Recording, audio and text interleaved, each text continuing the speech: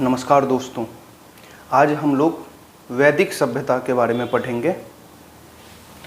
तो हेडिंग डाल लेते हैं, वैदिक सिविलाइजेशन। इनका टाइम हम लोग जान लेते हैं 1500 BC से 600 BC तक। अब देखिए, वैदिक सभ्यता, सिंधु सभ्यता के इंडस वैली सिविलाइजेशन के कोलैप्स होने के बाद जिस सभ्यता का प्रादुर्भाव हुआ उसे हम लोग वैदिक सिविलाइजेशन, वैदिक सभ्यता या आर्य सभ्यता के नाम से जानते हैं। वैदिक सभ्यता या आर्य सभ्यता के नाम से जानते हैं। इस सभ्यता का जो नॉलेज है या ज्ञान है हमें वेदों से होती है। वेदों में सर्वप्रथम या सर्वप्राचीन जिसे बोला जाता है, सबसे पुराना वेद है वो है ऋग्वेद। ठीक है, सर्वप्रथम। अब हम लोग जानेंगे कि ये जो वर्ड है, वैदिक वर्ड, ये वेद से बना है। तो वेद का मतलब क्या है? ज्ञान, नॉलेज। ठीक है, वेद कितने हैं? 4। सर्व प्राचीन कौन है? ऋग्वेद। ठीक है, नॉलेज। और इसके इस सभ्यता के निर्माता किसे बोला गया है?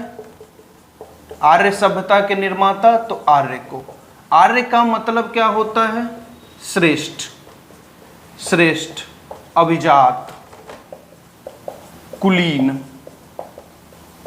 ठीक है, आर्य, ये अरी वर्ड से बना है। अरी वर्ड, श्रेष्ठ, अभिजात, कुलीन जो शब्द है वो प्रोफेसर मैक्स मुलर ने, हम लोग बेसिक से पढ़ना शुरू करते हैं, कब, कैसे, कहाँ, किस लिए हुआ था। प्रोफेसर मैक्स मुलर ने 1853 में सर्वप्रथम आर्य शब्द का उपयोग किया था, आर्य शब्द का यूज किया था। ठीक है, यहां तक प्रोफेसर मैक्स मुलर। और यही मैक्स मुलर का कहना है कि आर्य का निवास स्थान सेंट्रल एशिया है। सेंट्रल एशिया, जिसमें एक बैक्टीरिया जगह है, वहां के ये लोग हैं, बैक्टीरिया। ठीक है, आर्य का जो भाषा है, लैंग्वेज, वो संस्कृत है।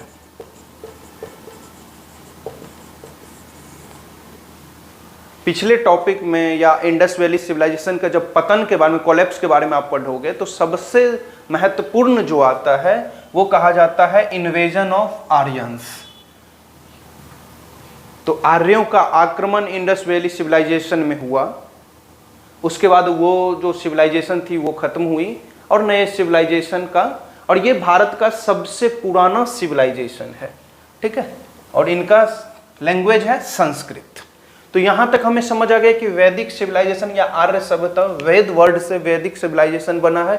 वेद चार हैं, जिसमें जो प्राचीन है वो ऋग्वेद है। इस सभ्यता के निर्माता आर्यों को कहा गया है। आर्य का मतलब श्रेष्ठ, अभिजात, कुलीन वर्ग होता है, जो सबसे प्रथम 1853 ईस्वी में मैक्स मुलर ने किया था। और निवास स्थान मैक्स मुलर के हिसाब से सेंट्रल एशिया बैक्टीरिया है। उत्तरी ध्रुव बीजी तिलक के हिसाब से है। अविनाश चंद्र दास के हिसाब से सप्त सैंधव प्रदेश है। ठीक है, और इनका लैंग्वेज संस्कृत है। अब हम लोग आगे बढ़ते हैं और इस सिविलाइजेशन के बारे में, किसी भी सिविलाइजेशन को अगर हमें जानना है तो उनके सामाजिक, धार्मिक, आर्थिक, राजनीतिक और भौगोलिक जानकारी प्राप्त करना जरूरी होता है। तो इसी तरह हम लोग अभी इस सभ्यता के बारे में भी जानेंगे। हम लोग अपने आसानी के लिए इस सभ्यता को दो भागों में बांटा है। वैदिक सिविलाइजेशन को हम लोग दो भागों में बांटा है। तो फर्स्ट भाग है इसका ऋग्वैदिक सिविलाइजेशन, ऋग्वैदिक पीरियड, ठीक है। दूसरा पीरियड होता है लेटर वैदिक पीरियड, लेटर वैदिक पीरियड, ऋग्वैदिक काल और उत्तर वैदिक काल, ठीक है। इसका टाइम लाइन है 1500 से 1000 BC और इसका है 1000 BC टू 600 BC। अब देखिए यहां का जो सिस्टम है वो जन पे आधारित है, जन, और ये जन से जनपद यहां पे होता है और आगे चल के महाजनपद में जो ट्रांसफॉर्म होता है, जन से जनपद। अब ये हमें जानना है कि ये जो समाज है वो जन से जनपद में कैसे ट्रांसफर हो गया। तो देखिए ये बीच का जो पीरियड है ये हम जानेंगे 1000 BC। इसी टाइम में सर्वप्रथम लोहे का खोज हो गया था, लोहे का खोज, आयरन का खोज हुआ। अगर कभी क्वेश्चन पूछे कि सर्वप्रथम लोहे का खोज कहां पे हुआ, तो कर्नाटक में एक जगह है धारवाड़, कर्नाटक में धारवाड़, वहीं पर ये खोज हुआ था। लोहे के खोज के बाद समाज में आमूलचूल परिवर्तन हुई और ये जन से जनपद में ट्रांसफर हो गया, ठीक है। तो ऋग्वैदिक का हमें पढ़ना है, सर्वप्रथम हमें ऋग्वैदिक काल के बारे में जानना है, ठीक है। चलिए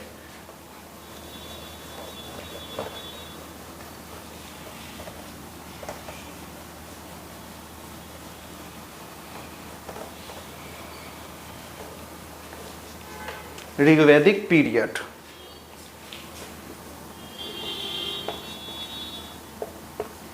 ऋग्वैदिक पीरियड हेडलाइन रहेगा ये 1500 से 1000 BC, ठीक है।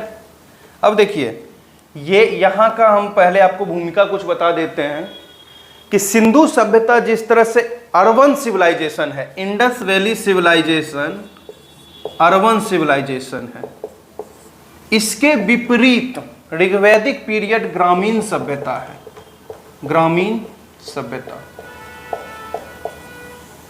मतलब हमारा जो इतिहास है वो उल्टा इतिहास है। पहले हम लोग शहर में रह रहे थे, बाद में हम लोग गांव में रहने लगे। तो इसके उलट है Indus valley civilisation urban civilisation, किंतु इसके विपरीत ऋग्वैदिक समाज ग्रामीण सभ्यता थी, ठीक है। और इसकी इस सभ्यता के बारे में हमें सबसे पहले देखिए, ग्रामीण सभ्यता थी तो ये ग्रामीण सभ्यता किस पे आधारित होगी, तो पशुपालन इनका मेन काम था, पशुपालन। अब फार्मिंग इनका सेकेंड था, ठीक है। अब इस सभ्यता के बारे में हमें जानकारी 1400 ईसा पूर्व का एक बोगज कोई इंस्क्रिप्शन है, बोगज कोई इंस्क्रिप्शन, उससे हमें इस सभ्यता के बारे में जानकारी मिलती है, ठीक है। इसी इंस्क्रिप्शन में हमें इंद्र, वरुण, नास्त और मित्र जैसे देवताओं का भी उल्लेख मिलता है। देवताओं का भी उल्लेख मिलता है और इसी इंस्क्रिप्शन से हमें मालूम चलता है कि आर्य ईरान के रास्ते से भारत आए, ठीक है। अब ईरान से हमें याद रखना है कि ईरान का एक प्राचीन बुक है जिंद अवेस्ता, जिंद अवेस्ता, जिसका इस बुक का और ऋग्वेद में बहुत ज़्यादा सिमिलरिटीज है, समानता है। ठीक है, चलिए यहां तक हमें समझ आ गया। अब नेक्स्ट, और मूल निवास तो आपको पता चल गया था कि आर्यों का मूल निवास कहां पे है। मूल निवास इनका है मैक्स मूलर के हिसाब से central Asia, Max Muller central Asia, BG Tilak के हिसाब से उत्तरी ध्रुव, और अविनाश चंद्र के हिसाब से सप्त सैंधव प्रदेश। ठीक है, चलिए अब हम लोग जानेंगे, ऋग्वेदिक के बारे में इतना जान गए, अब हम लोग जानेंगे कि ऋग्वेदिक काल में सबसे पहले इसका ज्योग्राफिकल स्टेटस के बारे में जानेंगे, भौगोलिक विस्तार, मतलब ये सभ्यता कहां पे विकसित हो रही थी।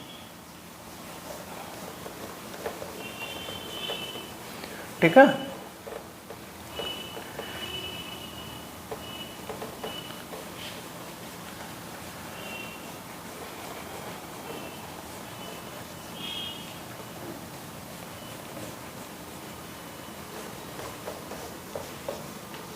चलिए हेडिंग डालिए भौगोलिक विस्तार।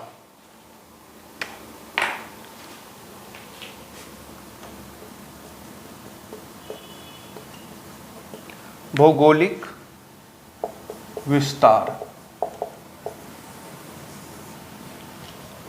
ठीक है, अब हमें इस सभ्यता का जो स्रोत है, सबसे पुराना स्रोत, वो ऋग्वेद है। ऐसा करते हैं कि ऋग्वेद के बारे में भी कुछ जान लेते हैं। ये सर्व प्राचीन ऋग्वेद वेद है, सर्व प्राचीन वेद है। सर्व प्राचीन वेद में इसके रचयिता या लिखने वाले का नाम वेदव्यास है। अगर आपसे कभी क्वेश्चन पूछे कि ऋग्वेद को किसने लिखा, तो वेदव्यास, महर्षि कृष्ण द्वैपायन वेदव्यास। ठीक है, इसमें 10 मंडल, 1028 सूक्त और 10,560 मंत्र हैं। ठीक है, अब इस मंडल में देखिए, यहां पे कभी कभी 10,462 भी होगा, 10,580 भी होगा, ये चेंज बहुत जगह पे चेंज होते रहता है, मगर 10,560 ठीक है। अब 10 मंडल में 2 to 7 सर्व प्राचीन है। ये जो 2 से 7 मंडल हैं वो पुराना है, और 1, 8, 9, 10 बाद में ऐड किया गया इस। ठीक है, अब देखिए ऋग्वेद में ही, यहीं पे आप यहां पे लिख लीजिएगा, ऋग्वेद से ही अस्तोमा सदगमय वाक्य लिया गया है। सदगमय वाक्य लिया गया है। सवित्री मंत्र, जिसे हम लोग गायत्री मंत्र जानते हैं, सवित्री मंत्र यहीं से लिया गया है, 3रे मंडल से, जिसके रचयिता विश्वामित्र थे। ठीक है, जिसे गायत्री मंत्र भी माना जाता है। ठीक है, यहां तक समझ में आ गया। ऋग्वेद के बारे में भी हम लोग जान ही गए, इससे कोई प्रॉब्लम नहीं होगा, इतना काफी है जानने के लिए, कोई प्रॉब्लम अब नहीं होगा। आगे हम लोग अब बढ़ सकते हैं। तो ऋग्वेद से हमें जानकारी मिलती है कि ये आर्य लोग सबसे पहले सप्त सैंधव प्रदेश में बसने लगे थे, सप्त सैंधव प्रदेश में बस रहे थे। अब सप्त सैंधव का मतलब क्या होता है? 7 नदियों का क्षेत्र। ऋग्वेद का विस्तार था सप्त सैंधव प्रदेश। सप्त सैंधव प्रदेश, इसका मतलब होता है 7 नदियों का क्षेत्र। नदियों का क्षेत्र, इसमें 7 नदी कौन कौन है? तो सबसे पहले याद रखिए सिंधु, सरस्वती, चिनाब, झेलम, व्यास। कितना हुआ? 1 2 3 4 5। उसके बाद याद रखिए सिंधु, सरस्वती, चिनाब, झेलम, व्यास, 5 हो गया। 2 और हैं जिसमें रावी आ जाता है और सतलज आ जाता है। रावी और सतलज, ठीक है। अब देखिए व्यास को विपाशा नाम से हम लोग जानते हैं। इसका पुराना नाम अगर कभी पूछे तो विपाशा है। रावी को परूसनी नदी के नाम से जाना जाता है। कभी भी आपको क्वेश्चन में रावी नदी नहीं आएगा। प्राचीन भारत से अगर क्वेश्चन पूछा जाएगा तो कभी भी रावी नहीं लिखा आएगा, परूसनी आएगा, ठीक है। सतलज का नाम सतुद्री होता है, ठीक है। झेलम, वितस्ता, चिनाब, अस्कनी, ठीक है, इसका पुराना नाम है, ठीक है। ये जरूर नाम याद रखिएगा। अब देखिए क्या होता है कि इसका फैलाव हम लोग जानते हैं कि अफगानिस्तान, पंजाब और उत्तर प्रदेश। उत्तर प्रदेश के भी पश्चिमी उत्तर प्रदेश में ये फैला हुआ था, मतलब पश्चिमी, ठीक है। ये 3 और सप्त सैंधव प्रदेश 7 नदियों का क्षेत्र, सिंधु, सरस्वती, चिनाब, झेलम, व्यास, रावी, सतलज, इसका पुराना नाम है, ठीक है। अब देखिए इसमें याद रखिएगा कि ऋग्वेद में 31 नदियों का उल्लेख होता है। हम लोग जानते हैं 31 नदी, किंतु ऋग्वेद में, ठीक है, 21 नदियों जो है ना, नदी सूक्त होता है ऋग्वेद के। नदी सूक्त में 21 नदियों का उल्लेख है और इस 21 नदी में से सर्वाधिक महत्वपूर्ण जिसे बोला जाता है, सर्वाधिक महत्वपूर्ण नदी वो है सिंधु, ठीक है। और सर्वाधिक महत्वपूर्ण हो गया। और सरस्वती को पवित्र नदी बोला जाता है, सर्वाधिक पवित्र नदी सरस्वती। इसीलिए इसको देवीतमा, नदीतमा, मां का संज्ञा दे दिया जाता है, मातेतमा, ठीक है। अब एक चीज और यहीं पे आप याद रखिएगा कि इसमें गंगा नदी का भी चर्चा है ऋग्वेद में 1 बार और यमुना का 3 बार, ठीक है। तो नदी के बारे में जान गए हम लोग इसी के साथ भौगोलिक विस्तार में, ठीक है। अब हम लोग आगे बढ़ेंगे और आगे बढ़ने के बाद हम लोग सबसे पहले इस सभ्यता के समाज के बारे में चर्चा करेंगे, सामाजिक व्यवस्था के बारे में, सोसाइटी कैसा है। उसके बाद राजनीतिक, उसके बाद आर्थिक, उसके बाद धार्मिक।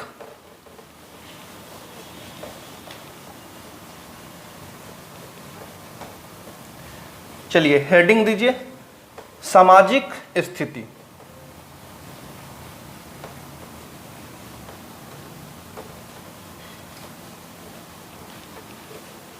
सामाजिक स्थिति डालिए।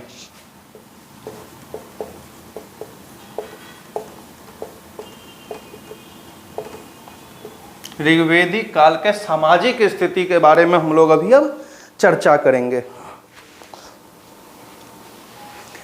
तो यहां पे याद रखिएगा ऋग्वेदिक समाज पितृसत्तात्मक समाज थी, पितृसत्तात्मक, पैट्रियार्कल सोसाइटी। इस समाज का आधार आधार कुल होता था, और कुल के मुखिया कुलप कहलाते थे। ठीक है, आधार कुल या गोत्र, ऐसे याद रखिएगा। कुल आधार, इस समाज के आधार को कुल या गोत्र, कुल के मुखिया को कुलप कहा जाता था। ठीक है, उसके बाद देखिए ये समाज पितृसत्तात्मक है, किंतु ऐसा नहीं है कि महिलाओं को परेशान किया जाता था। महिलाओं का उचित सम्मान दिया जाता था। महिलाओं को उचित सम्मान यहाँ पे दिया जा रहा था। इसके बारे में भी चर्चा कर लेते हैं। सबसे पहले तो याद रखिएगा, यहाँ पे सती प्रथा, बाल विवाह, पर्दा प्रथा तीनों बैन था, नहीं था। ठीक है, सती प्रथा, बाल विवाह और पर्दा प्रथा नहीं था। उसके बाद देखिए यहाँ पे महिलाओं को शिक्षा का अधिकार था। यहाँ पे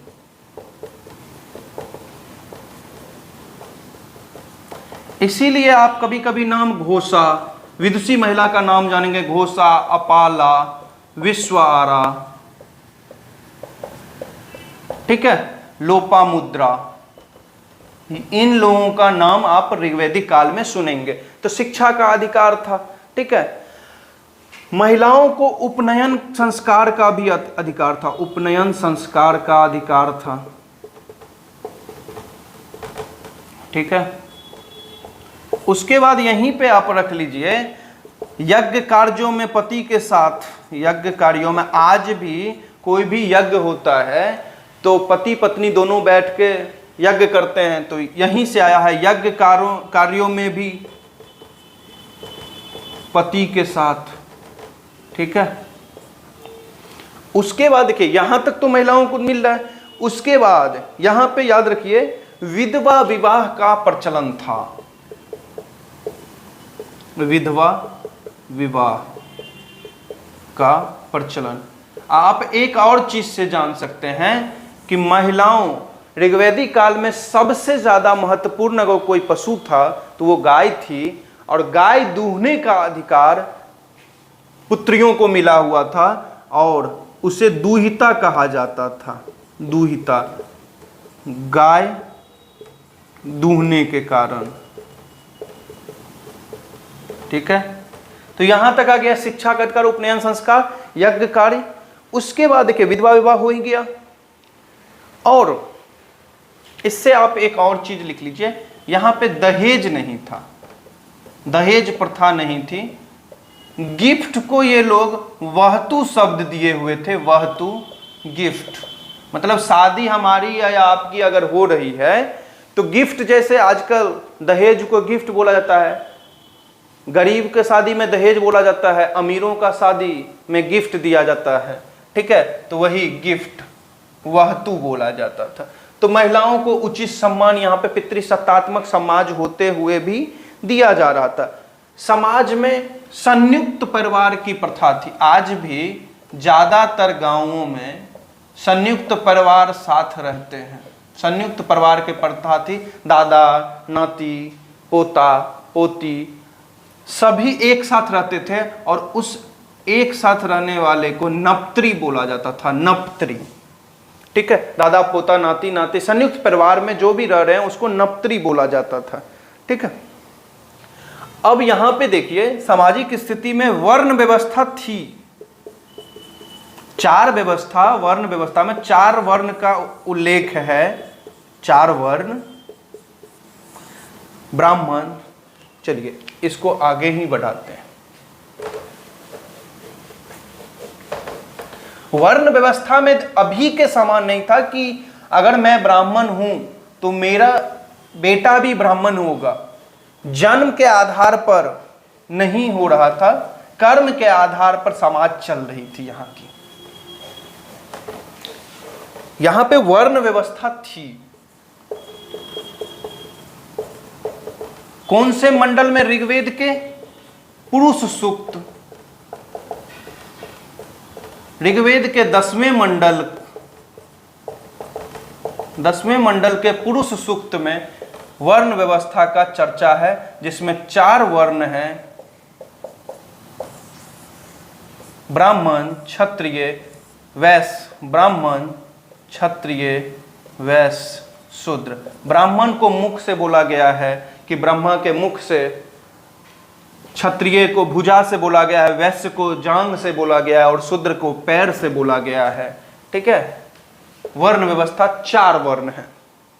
ठीक है, उसके बाद हम लोग जानेंगे कि महिलाओं में एक चीज और लिख लीजिएगा कि आजीवन महिला जो कुंवारी रहती थी, आजकल भी आजीवन महिला कुछ कुंवारी, जैसे हीरोइन में ही देख लीजिए आप, सुष्मिता सेन अभी तक कुंवारी हैं, तो उस टाइम में अगर कुंवारी रहती तो उन्हें अमाजू बोला जाता। मतलब अभी के समाज में जो सुष्मिता सेन है, जिसे हम लोग अभी अनमैरिड बोलते हैं, उस टाइम में उनको अमाजू बोला जाता था। आजीवन अविवाहित महिला को अमाजू बोला जाता था। ठीक है, अब नेक्स्ट में हम लोग देखते हैं, देखिए यहां इस समाज में नियोग प्रथा का प्रचलन था। नियोग प्रथा का प्रचलन था। नियोग प्रथा में मतलब हो जाता है कि अगर पति पत्नी है और पति का मृत्यु हो जाता है और पत्नी को पुत्र रत्न की प्राप्त करना है, तो वो अपने देवर के साथ साहचर्य संबंध बना के पुत्र रत्न के प्राप्ति कर सकते हैं। जैसे आपने महाभारत में देखा होगा कि पांडव और धृतराष्ट्र किसके पुत्र थे।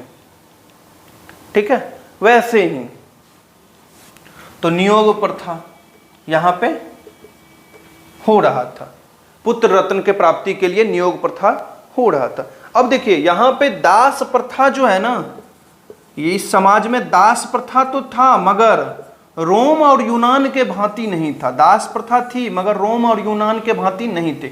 यहाँ का समाज भोजन जो कर रहा था वो शाकाहारी और मांसाहारी दोनों कर रहा था। शाकाहारी प्लस मांसाहारी। मांसाहारी में ज्यादातर ये लोग गोमांस खाते थे, आर्य लोग गोमांस खाते थे।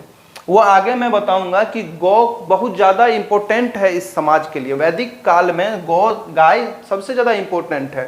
ठीक है, उसके बाद देखिए भीषज, एक वर्ड कभी भी आएगा आपको भीषज, जिसे वैद्य बोला गया है। अश्विन, वैद्य देवता है ना अश्विन, तो इनको वर्ड दिया गया है भीषज।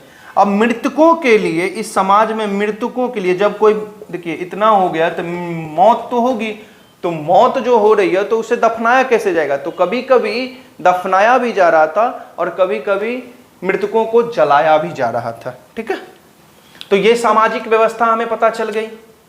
अब हम लोग राजनीतिक व्यवस्था के बारे में बात करेंगे, इस समाज के राजनीतिक व्यवस्था के बारे में।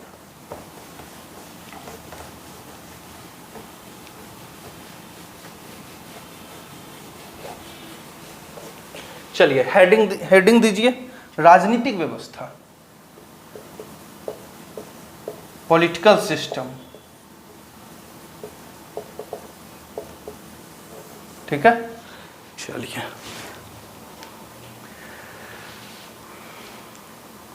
राजनीतिक व्यवस्था में आप याद रखिएगा कि ये समाज कबीलाई व्यवस्था, कबीलाई समाज है। कबीला में रहने वाले लोग हैं। ठीक है, इसीलिए मैंने सबसे पहले आपको क्या बोला था, जन, कबीला। ठीक है, जन और कबीला। इसमें याद रखिएगा सबसे जो यहां के कबीला के जो राजा है उसको गोप बोला जाता था। कबीला के राजा को गोप बोला जाता था। ठीक है, और कबीला में सबसे इंपॉर्टेंट कबीला 5 थे। उसमें आप याद रख लीजिएगा अनु, द्रुहु, ठीक है, तुर्वस, क्रीवी, ऐसे ऐसे नाम आए हैं। ठीक है, अब यहां पे आप रखिए इस व्यवस्था का आधार क्या है। तो इस राज्य का आधार है, आपको पहले ही बोले थे, परिवार मतलब कुल का मुखिया कौन, कुलप। अब कुछ कुल मिलके ग्राम मिला बना लेते हैं। मतलब आज भी आप देखिए गांव में कुछ परिवार मिलके ही गांव बनते हैं, वैसे ही यहाँ पे भी था। तो ग्राम का मुखिया कौन? ग्रामनी। कुछ ग्राम मिलके विश्व बनाते थे। मतलब आज जैसे कुछ गांव मिलके ब्लॉक या जिला बनाते हैं, वैसे ही यहाँ पे विश्व बनाते थे और उसको विश्वपति बोलते थे। और कुछ जिला मिलके जन बनाते थे, उसके मुखिया को जनपति बोला जाता था। ठीक है, तो राजनीतिक व्यवस्था में ये आपको समझ आ गया। आधार क्या था? इस समाज का आधार क्या है? कुल। ठीक है, जन इनका सबसे ऊपर वाला है। अब यहां पे याद रखिएगा, इस व्यवस्था में ऋग्वेद के 7वें मंडल में एक युद्ध का चर्चा। अगर कभी भी पूछा जाए कि प्राचीन भारत में सर्वप्रथम होने वाला युद्ध कौन है, तो वो है दासराग्य युद्ध। दासराग्य युद्ध, इसका मतलब होता है 10 राजाओं के युद्ध।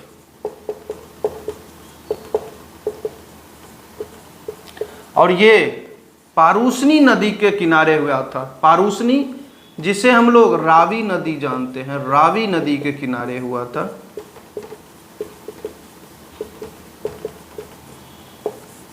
किसके किसके बीच में हुआ था? तो राजा भरत वंश के राजा सुदास, भरतवंशी राजा सुदास और 10 राजा एवं 10 राजाओं के बीच में।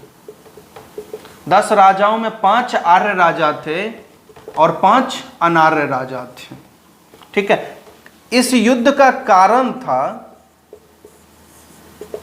कि राजा सुदास अपने पुरोहित विश्वामित्र को हटा के, विश्वामित्र को पदच्युत करके वशिष्ठ को पुरोहित बना लिए थे। विश्वामित्र को हटाकर वशिष्ठ को पुरोहित नियुक्त किए। अब विश्वामित्र को इस बात पर गुस्सा आ गया। मान के चलो अभी आप किसी बड़े पोस्ट पे हो, एक तरह से राजा के बाद आपका अधिकार है, जो आप बोलोगे वही होगा, और कल राजा एकाएक रात को उठा और आपको हटा दिया तो आप विद्रोह करोगे ही। तो वैसे ही अब विश्वामित्र तो गुस्सैल थे ही, तो उन्होंने विरोध कर दिया और इन्होंने 10 राजाओं, 5 आर्य और 5 अनार्य को एक इकट्ठा करके और सुदास से पारूसनी नदी के किनारे युद्ध करने के लिए बुलाया। तो विश्वामित्र को हटाकर वशिष्ठ को पुरोहित नियुक्त। ठीक है, अब देखिए ऋग्वेद के ये कौन से मंडल में होगा? अगर कभी क्वेश्चन आपसे पूछे कि दासराग्य युद्ध का वर्णन किस मंडल में है, ऋग्वेद के किस मंडल में है, तो ऋग्वेद के 7वें मंडल में है। ऋग्वेद के 7वें मंडल। ठीक है, इसमें जीत किसकी हुई? तो जीत राजा सुदास की हुई। ठीक है, राजा सुदास की हुई। तो ये युद्ध के बारे में आपको पता चल गया, दासराग्य युद्ध। ठीक है, 7वें मंडल में। अब देखिए ऋग्वेद में राजा को क्या बोला गया है? गोप, और इसी वर्ड से बना है गोप्ता जनस्य। ठीक है, एक और शब्द इनको दिया जाता है पूरा भेदता। गोप्ता जनस्य का मतलब होता है कबीलों का संरक्षक, कबीले का संरक्षक, मतलब कबीला का रक्षा करने वाला, कबीला का रक्षा करने वाला। अब पूरा भेदता का मतलब होता है नगर का रक्षा करने वाला। अब एक बात बताओ, इतना जब हो रहा है, राजा जब रक्षा कर रहा है, तो राजा को भी आप कुछ दोगे, क्योंकि इस टाइम में एक बात याद रखिएगा हमेशा, राजा भूमि का अधिकार, राजा को भूमि का अधिकार नहीं होता था, वो जनता में निहित होती थी। और राजा अस्थाई सेना भी नहीं रखती थी। अब अस्थाई सेना रखने के लिए आपके पास सरप्लस इकोनॉमी होनी चाहिए, जो कि इस समाज के पास नहीं था। क्यों? उसके पीछे रीजन ये है कि ये समाज कबीलाई समाज है, पशुपालन पर डिपेंडेंट है। ठीक है, अब पशुपालन पर जो समाज डिपेंडेंट होगा वो अस्थाई सेना कैसे रखेगा? ठीक है, तो ये चीज समझ आ गया। अब देखिए इसी समाज में, मगर ये समाज गणतंत्र भी था और इस समाज में 3 संस्था या 4 संस्था थी जिसका नाम था सभा, समिति और विदत और गण, जिसमें से 3 इंपॉर्टेंट हैं। 3 संस्था इंपॉर्टेंट हैं राजनीतिक व्यवस्था में। ऋग्वैदिक काल में 3 संस्था इंपॉर्टेंट हैं, सभा,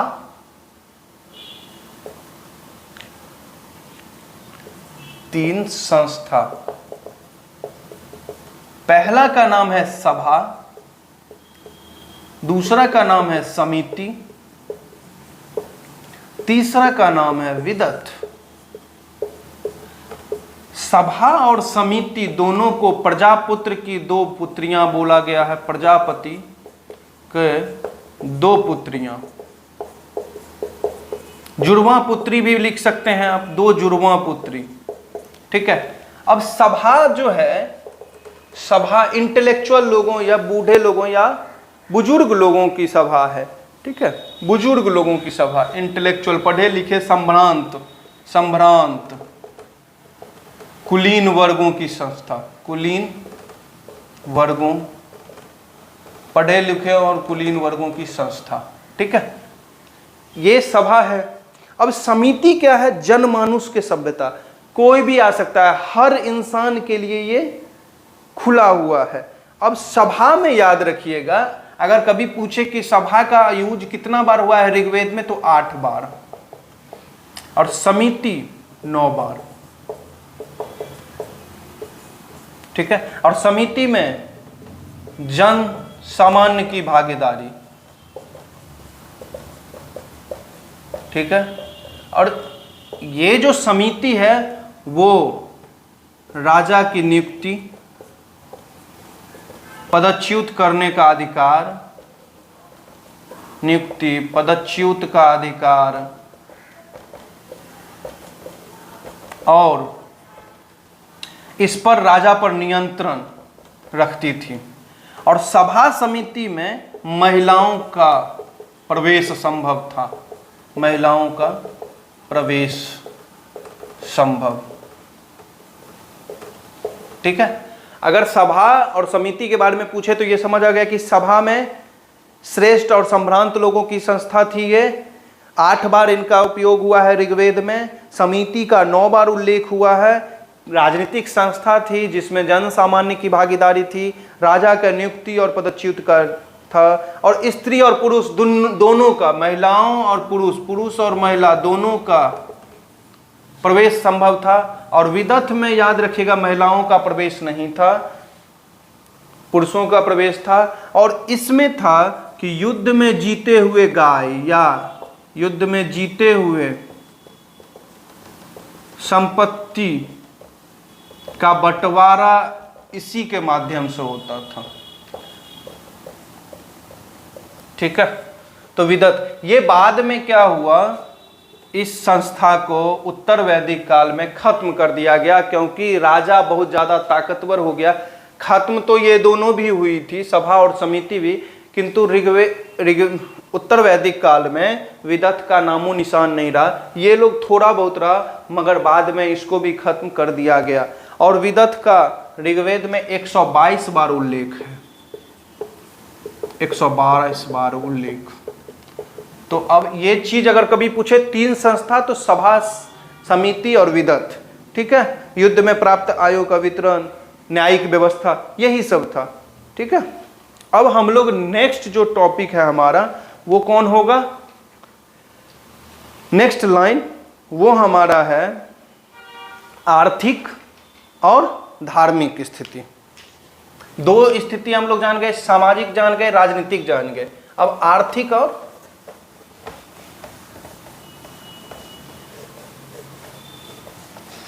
धार्मिक जानेंगे, और ऋग्वेदी समाज के बारे में पूरा का पूरा, कोई भी क्वेश्चन इससे नहीं छूटेगा।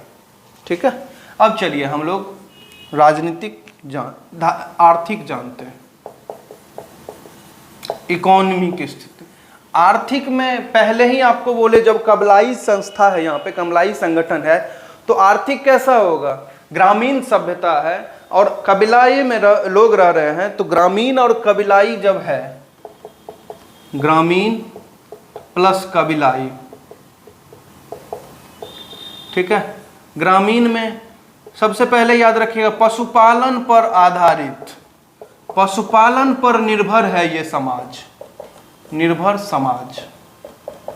ठीक है, पशुपालन में पेस्टोरल इकोनॉमी या एनिमल रियरिंग, यही होता है ये समाज। पशुपालन में ये लोग गाय, इनके लिए सबसे इंपॉर्टेंट है, जिसे गौ भी बोला गया है।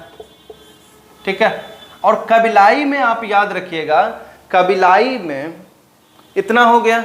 और कृषि से याद रखिएगा, इस समाज का दूसरा मतलब कभी कभी एक ही बार शब्द कृषि। ठीक है, एक ही अन्न का यूज हुआ है, यबा। ठीक है, जिसे हम लोग जौ बोलते हैं, संभवतः ये जैसे यज्ञ वज्ञ में काम आता है उसी के लिए आया होगा, जौ का उपयोग हुआ था, जिसे बार्ली भी बोला जाता है, कृषि। और ये ऋग्वेद के चौथे मंडल में इसका यूज है, ऋग्वेद के चतुर्थ मंडल। ठीक है, गौ, पशुपालन पर निर्भर है समाज। गाय इस समाज का सबसे इंपॉर्टेंट पशु है।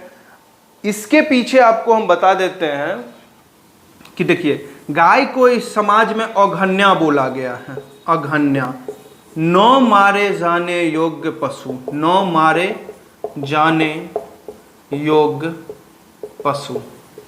ठीक है, गौ, गाय को गौ भी बोला जाता है। एक तरह से ऐसे समझ लीजिए, cow was the center point of economy, ऐसे समझ लीजिए, यहां पे लिख लीजिएगा, cow was the center point of economy, Rigvedic economy.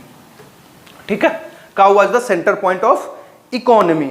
अब यहां पे याद रखिए, गौ, गौ से वर्ड आ जाता है गौमत, धनी लोग, अमीर व्यक्ति को बोला जाता है। इसी से आपको इंपॉर्टेंस पता चल जाएगा। गविष्टि, गौ से ही आता है गविष्टि।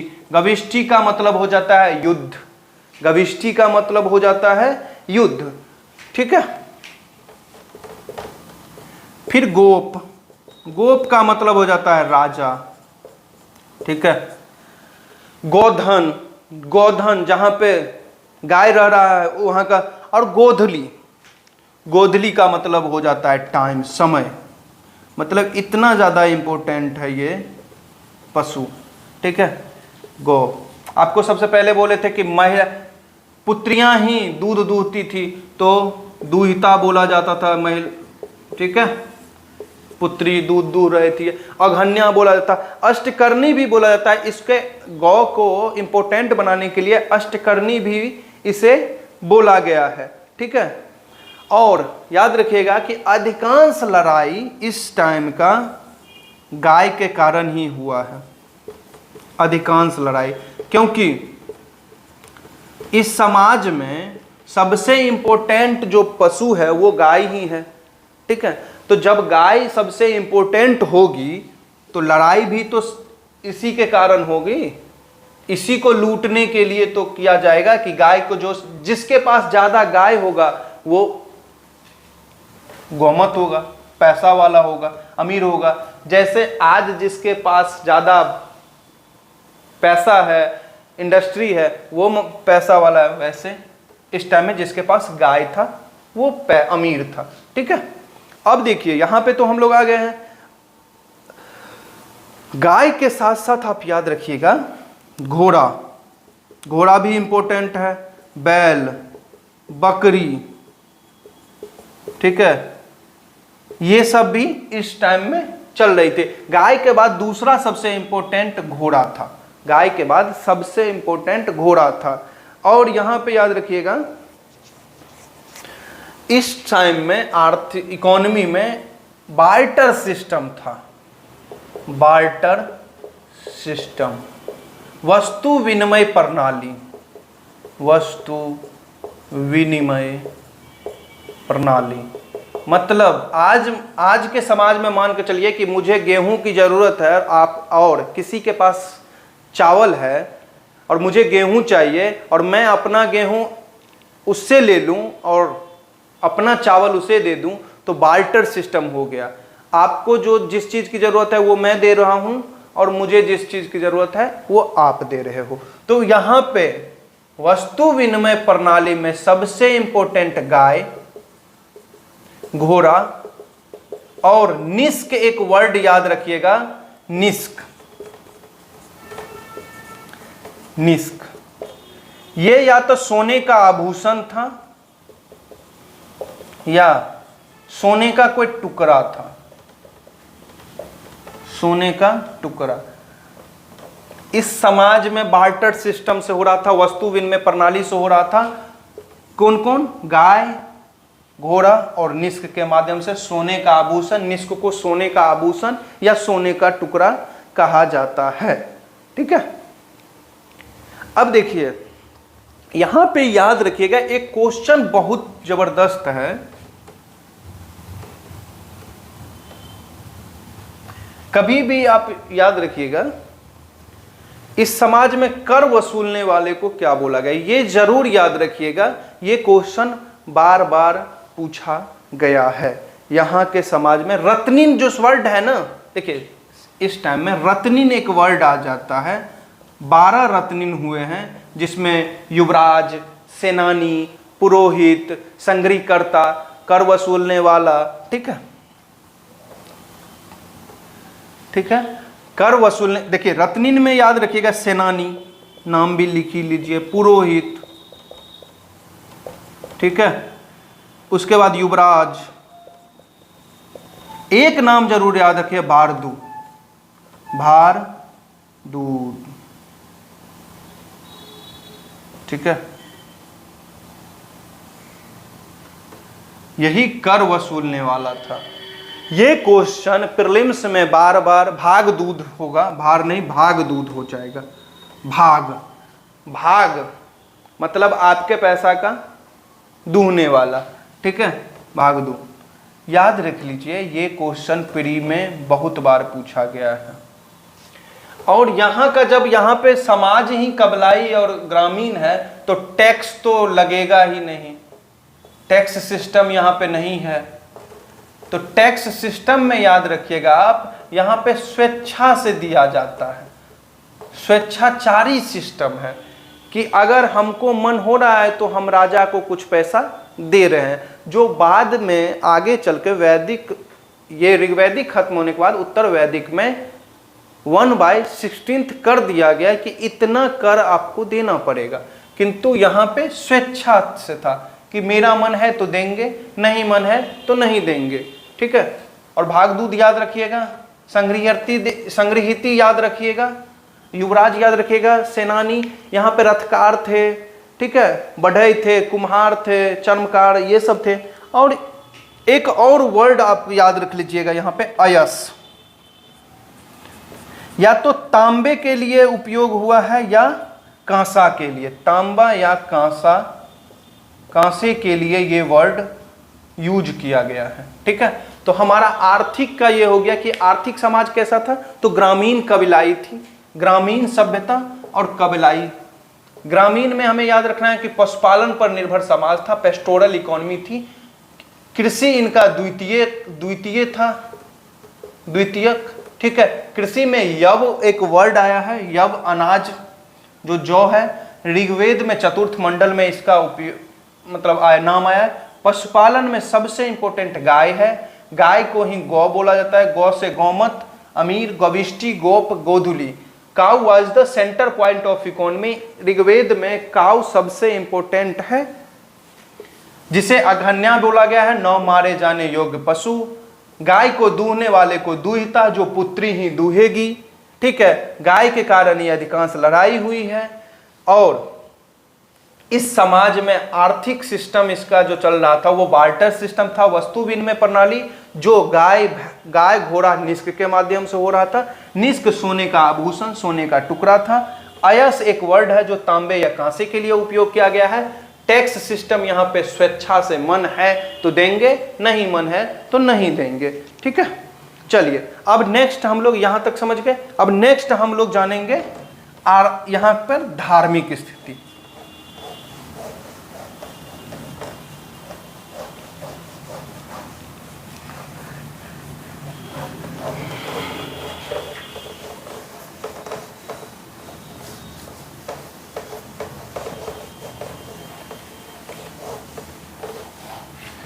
धार्मिक स्थिति में आप जान लीजिए इस टाइम का धर्म के बारे में जानना है, इस टाइम का लोग कैसे यूज रह रहे, तो धार्मिक कर्मकांड में ये लोग भौतिक सुख के पीछे भाग रहे थे। ठीक है, भौतिक सुख के पीछे, भौतिक सुख, जिसमें ये लोग पुत्र और पशु के प्राप्ति के लिए पूजा मतलब करते थे, पुत्र और पशु के लिए। ठीक है, और ये लोग मूर्ति पूजा नहीं करते थे, मूर्ति पूजा का अभाव मिला है, मूर्ति पूजा का अभाव। इस समाज के लोग मूर्ति पूजा नहीं कर रहे थे एक तरह से। ठीक है, इस समाज के लोग 3 श्रेणियों में पूजा करते, 3 श्रेणियों में इनके भगवान थे, 3 श्रेणी। पहला याद रखिएगा आकाश के देवता, दूसरा याद रखिएगा अंतरिक्ष के देवता, और तीसरा पृथ्वी के देवता। ठीक है, 3 श्रेणियों में ये लोग एक तरह से आकाश, अंतरिक्ष और पृथ्वी का पूजा कर रहे थे। ठीक है, आकाश में आपको याद रखना है सूर्य, ध्वंस, वरुण। ठीक है, यही सब है। अंतरिक्ष में याद रखिएगा आप इंद्र, रुद्र, मरुत, वायु, प्रजापति। अंतरिक्ष में इंद्र, मरुत, प्रजापति, रुद्र। ठीक है, और पृथ्वी में याद रखना है हमें, पृथ्वी का जो देवता है उसमें हमें याद रखना है अग्नि, सोम, पृथ्वी, बृहस्पति। अग्नि,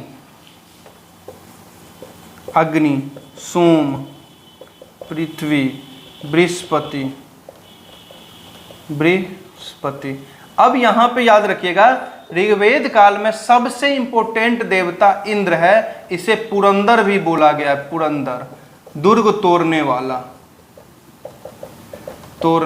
वाला। प्रजापति को तो जानते ही हैं, सृजन। इंद्र, ऋग्वेद में 250 बार इनका उल्लेख किया गया है। सबसे ज्यादा अगर किसी देवता का उल्लेख किया गया है तो इंद्र को सबसे ज्यादा मंत्रा इन्हीं पर दिया गया है, तो 250 बार इंद्र पर। ठीक है, तो अगर क्वेश्चन पूछे कि कौन से देवता को सबसे ज्यादा बार नाम आया है तो इंद्र का। सेकेंड स्थान पे हम लोगों को देखिए, इंद्र जान गए, पुरंदर इसे बोला गया है, दुर्ग तोड़ने वाला बोला जाता है, सबसे महत्वपूर्ण देवता है ये। उसके बाद हम लोग जानेंगे सेकेंड नंबर पर हमारा जो आता है वो अग्नि है, 200 बार। ठीक है, इनको कहा जाता है कि ये देवता और मनुष्य के बीच में मध्यस्थता करते थे, देवता और मनुष्य के बीच में मध्यस्थता। और वरुण का नाम 30 बार आया है, इसे ऋतस्य गोपा भी बोला गया है। ये चीज याद रखिएगा, वरुण को ऋतस्य गोपा भी बोला गया है। ठीक है, अग्नि 200 बार, कोई प्रॉब्लम नहीं है। यहाँ पे ऋतस्य गोपा बोला गया है। एक और नाम याद रखिएगा यहाँ पे पूषण एक नाम है जो पशुओं के देवता हैं, जो बाद में पशुओं के देवता, जो बाद में उत्तर वैदिक काल में शूद्रों के देवता हो गए। मतलब इतना समाज में शूद्रों का स्थिति गिरा कि पशु के भगवान जो थे वो इनके भगवान हो गए थे।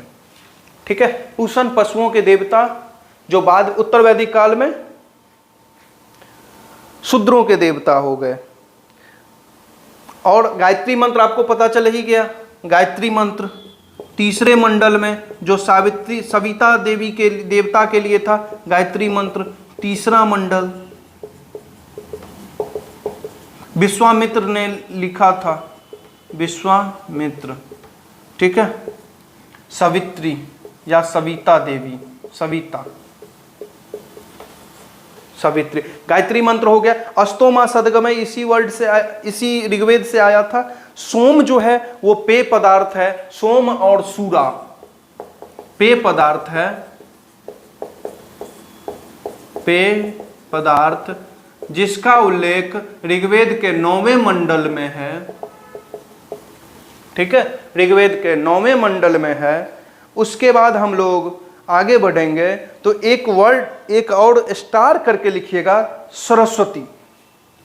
सरस्वती जो नदी थी, इस टाइम में पवित्र नदी थी, बाद में विद्या की देवी हो गई। जो नदी थी बाद में विद्या की देवी हो गई।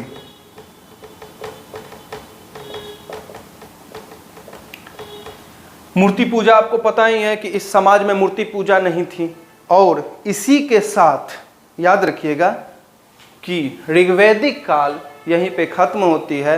अब नेक्स्ट वीडियो में हम लोग मिलेंगे, उत्तर वैदिक काल के बारे में चर्चा करेंगे और उसके बाद दोनों के बीच में इतना ट्रांसफॉर्मेशन कैसे हुआ कि जन से जनपद में चले गए, उसके बारे में चर्चा करेंगे। तब तक के लिए थैंक यू, धन्यवाद।